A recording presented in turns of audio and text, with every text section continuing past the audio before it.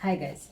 So I just briefly want to talk about, these people who always come and say they don't want to marry women who have children, they don't want to marry men who have children whilst they themselves have kids. Most people say this because they fear what will happen after they get married to people who have existing baby mamas and baby daddies. So the fear of what may potentially happen or the interference that may occur after the fact is actually what prevents a lot of people from wanting to marry, people who have children, even though they themselves have kids.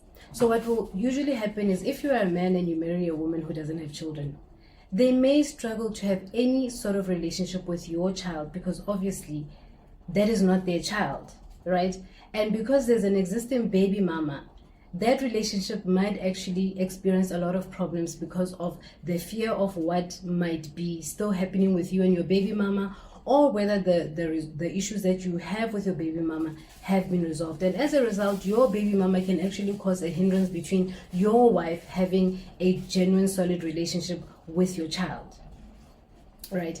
And for women who say they don't want to get married to men who have children, it's a similar thing as well, where they themselves have children, but they don't want men who have children to get married to them, right? So in that instance, a similar thing will happen. Now you are married to this man who doesn't have a child, you have a child. How will this man have a relationship with your child? Because there's a father who is present as well, who is the father of your child. And that interference as well can cause issues between you and your husband because of the fact that there's a baby daddy who exists. And, these relationships end up being complicated because when people say things, they don't take time to think about what it actually means to say, I have children, but I don't want to marry anyone who has children. That person still has to accept your children because once you are married, you are a family. So you cannot exist without your kids, and he cannot exist without his kids.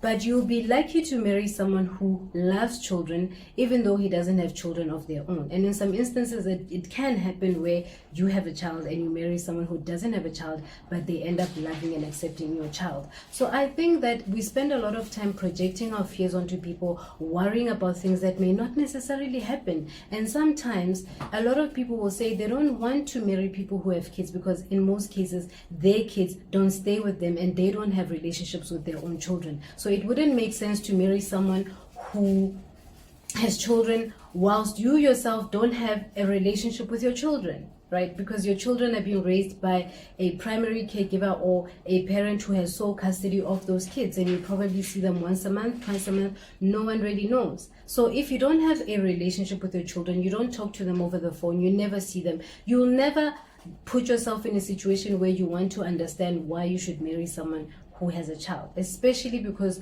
of the fear that there will be some sort of interference from previous partners, which may hinder the progress of your marriage or long-term relationship. That's all that is. Can we stop projecting? Glad I love.